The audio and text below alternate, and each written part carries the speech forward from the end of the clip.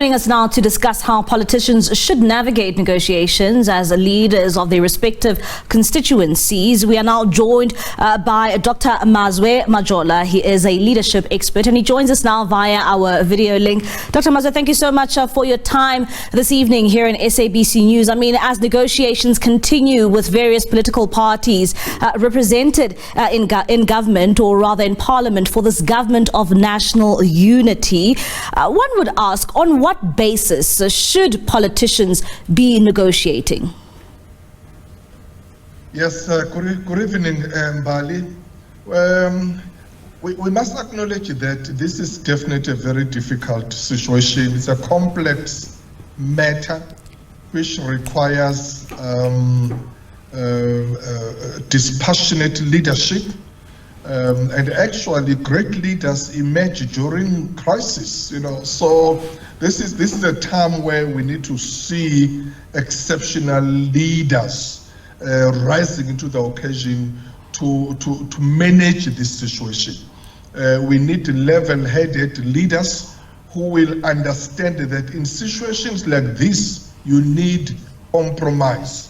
You cannot come play a hardball when, of course, you don't have numbers, because numbers are the one that count. So all parties, they must just be cool-headed and try to find one another. There mustn't be anyone who will come with arrogance, even ANC itself, even though the majority, but they must understand and acknowledge that they cannot govern without others. And Professor, I mean, you speak about political parties being cool-headed as they try and negotiate in this government of national unity, or even a coalition. And one would say, I mean, we've seen some political parties already reject this offer coming out from the ANC. What is the possibility of actually seeing a government being formed if some political parties have already rejected this? So in any negotiation situation, you will find these gambits or gimmicks at the early stages of negotiations when different parties or individuals are putting their cases or their demands and others. But gradually, they will find each other. They'll find one another.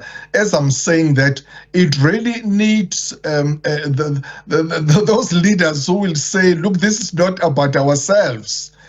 We may have our own preferences. We may have our own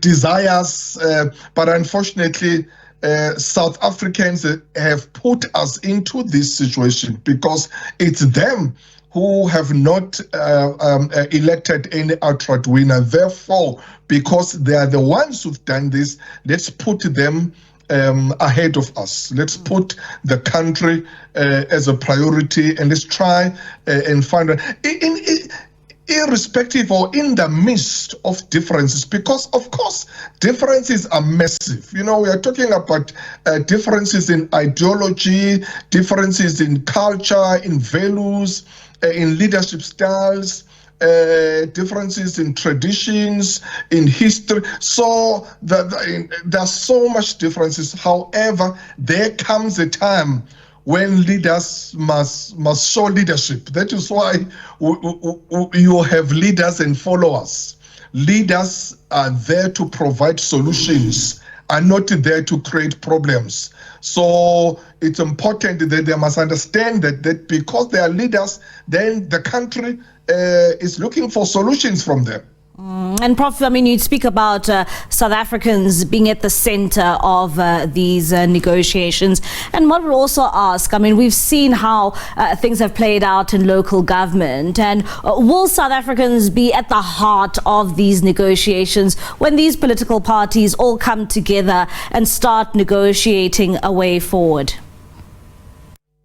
Well, I think politicians and political leaders, they have learned lessons what have happened at municipal level, So in terms of the instability there and the uncertainty, unpredictability. So whatever they do now, as I'm saying, that if they put the country ahead of themselves, they will be able to say, look, whatever we agree upon, whatever we put together, we must make sure that it's so watertight that it will bring stability and certainty in the country.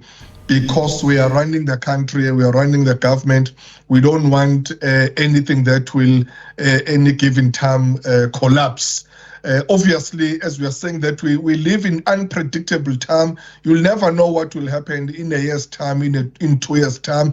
The dynamic here is that actually in 2 years' time, which is 2026, will be going to the elections of the municipality or local government. So it means that you'll be seeing the very same people who are working together at national and provincial level at the same time fighting against each other during campaigning for local government. So those are dynamics that they will have to navigate and to manage, because once come there, the very same people, they are working together, but now they must and then fight for those what to call positions, or as they will be campaigning for local governments in 2 years' time. So those are things that they will have to navigate again. And how open and transparent should these negotiations be between these political parties, and in a way involving the public to know exactly what sort of position and standing the political parties that they voted for will be negotiating when they go to that negotiation table? It's critical to be transparency. Obviously, definitely there have to be transparency, but we need to acknowledge that there are some sensitivities when it comes to these negotiations. I'm sure, obviously, in certain areas they would like to work along themselves or with the negotiating teams just to agree on certain terms, on certain areas. But it's important to take the whole nation into the confidence and trust of the whole process, so that people will know what is happening. But as I'm saying that, notwithstanding the sensitivity or sensitivities that will be there around the negotiation.